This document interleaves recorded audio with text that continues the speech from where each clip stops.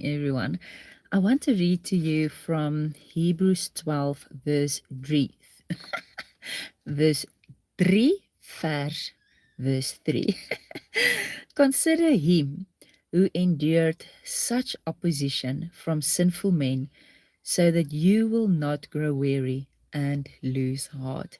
This morning I was thinking just about events in the past week and so forth. And the times when I get angry, or when you feel insulted, or when you feel offended, or sometimes when you just feel plain hopeless. And Jesus just said to me, the thing that has helped me in the past, and he just emphasized that again, so that I can remember that, is the other perspective. And with that, let's first focus on this verse. It says that when we are going through rough times, or when we are struggling with sin, because Hebrews 12 speaks about, he says, when things entangle us, he says, just throw it off. And then he says in verse 3, consider Jesus. Just consider him. Just think of what he went through. Just think of what he had to endure. So that your perspective can change, and that you can see that the thing that you are going through is not that bad in comparison to Jesus.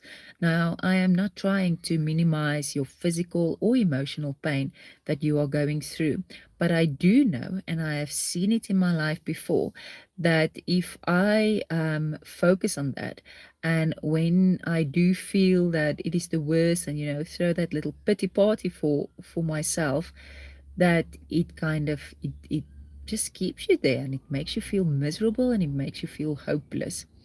But when you consider what Jesus went through, and that he went through it so that you can receive the grace, because he went through it to make that grace available to you.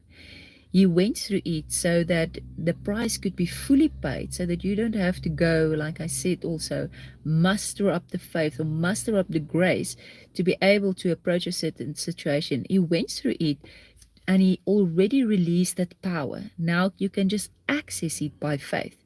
So basically, you just have to believe that, wow, Jesus has done it for me. So when we access it by faith, it gives us that different perspective, and we can take the focus from ourselves, and we put it on the things from heaven, onto Jesus. Now, the other perspective that I also want to speak to you about is regarding people. Sometimes you can be in traffic, and let's say you have a vase of flowers on your back seat, and you drive like I don't know, so super slow, because this vase of flowers cannot fall over. And there's a few people behind you that toot you, and you also realize that you're most probably keeping up a few people and irritating a few people on the road. But let's say now you're in the other car, and there's a person in front of you with a vase of flowers in front of you. You might hoot and be irritated with them, because you don't know that they have a vase of flowers on the backseat of the car. So something that I have trained myself, not only in traffic but just in real life, is sometimes that to realize that there's a different perspective, that that person is in a certain situation, and you do not know.